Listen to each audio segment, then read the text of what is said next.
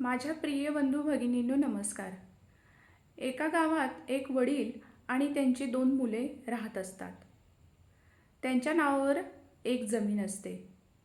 त्यांच्या कुटुंबात अद्याप सरसनिरसमानाने वाटप झालेले नसते. एके दिवशी मोठ्या भावाच्या मनात येतं की सध्या शेतीतून हवं तसं उत्पन्न निघत नाही आहे आणि एवढं शिक्षण होऊनसुद्धा नोकरी काही मिळत नाही आहे. त्यापेक्षा आपण व्यवसाय सुरू केलेला चांगला. तो त्याची इच्छा त्याच्या वडिलांना बोलून दाखवतो की नोकरी नाही, शेतीतही हवं तसं उत्पन्न निघत नाही, त्यापेक्षा मी एक व्यवसाय करतो. वडील म्हणतात, ठीक आहे, पण व्यवसाय करण्यासाठी भांडवल कुठून आणणार, पैसा कुठून उभा करणार? त्यावेळेस तो मोठा मुलगा म्हणतो की बाबा, मी माझी हिश्श्याची शेती विकतो आणि आलेल्या पैशातून भांडवल उभा करतो. वडील म्हणतात, ठीक आहे बाबा, तुझ्यापुरता तू हिस्सा काय करायचं आहे ते कर.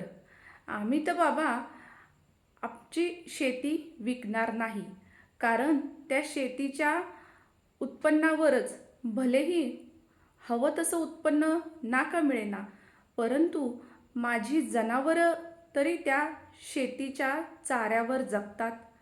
त्यामुळे माझी इच्छा नाही की शेती विकावी. आणि तुझ्या धाकट्या भावाला परत त्याने काय करायचं? ठीक आहे, तुला तुझ्या हिश्श्यापुरती शेती विकायची आहे तर तू विक, काय करायचं आहे ते कर, परंतु आम्ही आमच्या हिश्श्याची शेती मात्र अजिबात देणार नाही. अशा प्रकारे मोठ्या भावाला बाहेर लगेच 2 दिवसातच, जसं की सगळीकडे गावात वाऱ्यासारखी बातमी पसरतेच की या मोठ्या भावाला त्याच्या हिश्श्याची शेती विकायची आहे, तसेच लगेच त्याला गिऱ्हाईकही मिळतं. आता त्यात बऱ्याच अडचणी असतात, कारण त्यामध्ये वाटणी झालेली नसते.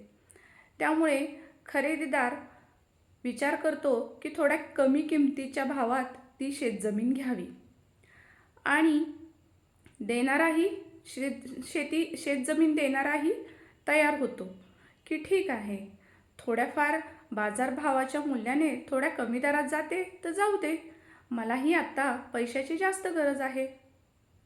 अशा पद्धतीने रजिस्टर खरेदी दस्ताद्वारे त्या शेतजमिनीचा व्यवहार होतो. अशा प्रकारे खरेदी दस्त हे नोंदणीकृत होते.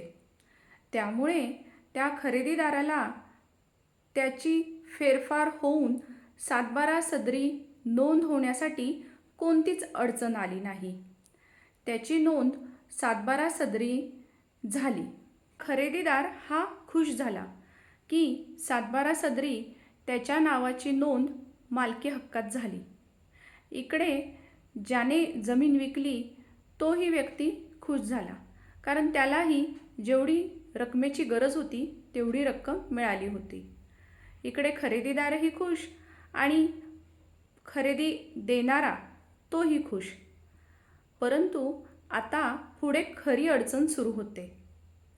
खरेदीदार हा त्या जमिनीचा ताबा घेण्यासाठी त्या जमिनीवर जातो.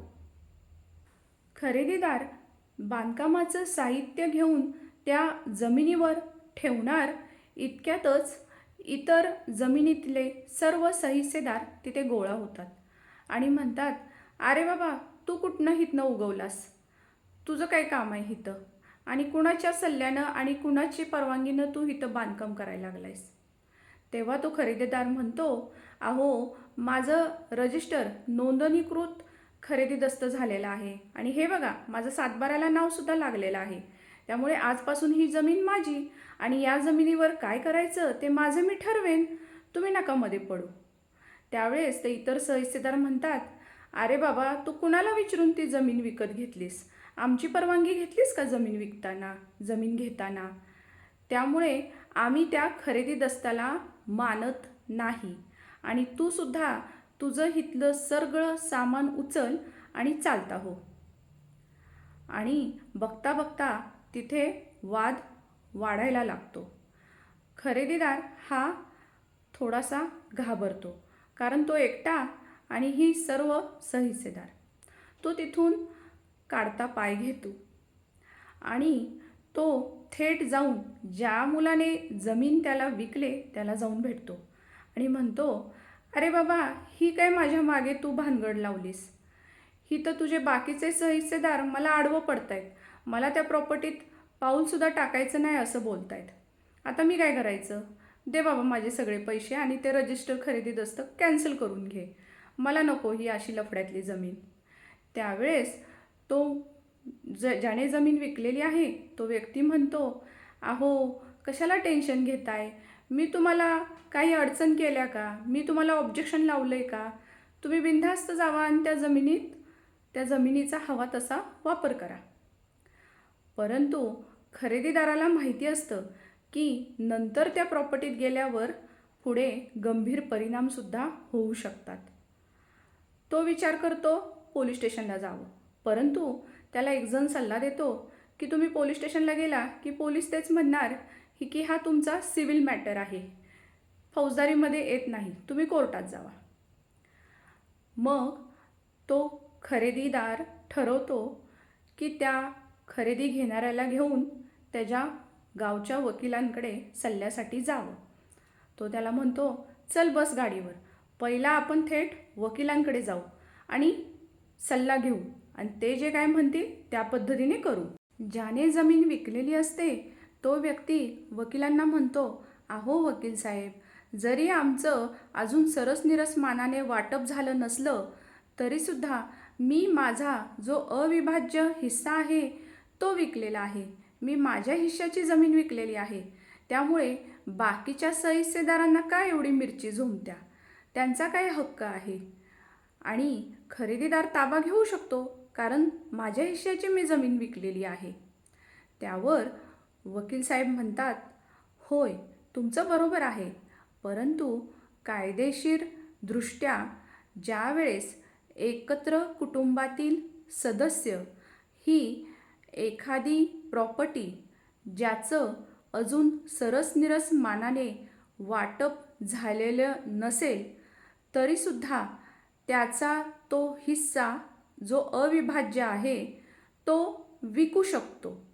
परंतु जोपर्यंत कायदेशीर वाटणी होत नाही तोपर्यंत खरेदीदाराला त्या प्रॉपर्टीचा ताबा घेता येत नाही किंवा कब्जा मिळवता येत नाही. पुढे वकील साहेब त्या खरेदीदाराकडे बघून म्हणतात, थोडक्यात काय, जोपर्यंत कायदेशीर वाटणी होत नाही तोपर्यंत प्रत्यक्ष ताबा खरेदीदारास मिळत नाही.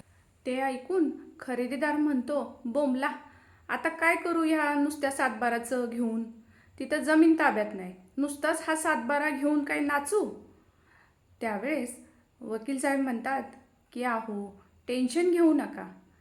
खरं तर ज्यावेळेस तुम्ही जमीन खरेदी करत होता, एक तर चांगली गोष्ट आहे की तुम्ही ती रजिस्टर खरेदी दस्त केला, परंतु अशा वेळे चतुर्सीमापूर्वक खरेदी करत असताना त्यात एक गोष्ट नमूद केली पाहिजे की जमीन देणारा हा त्याचा अविभाज्य हिस्सा विकत आहे.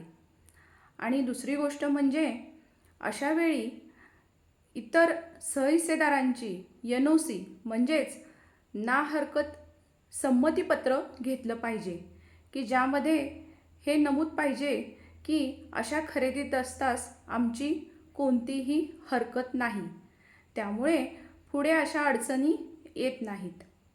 खरेदीदार म्हणतो, आता ते नव्हं, जे झालं ते झालं, पण आता पुढं काय करता येईल ते सांगा. तिथं जमिनीवर गेलं की ह्याची भावकी माझ्या अंगावरच धावून येते की हिथं पाऊल टाकायचं नाही. मग काय करायचं?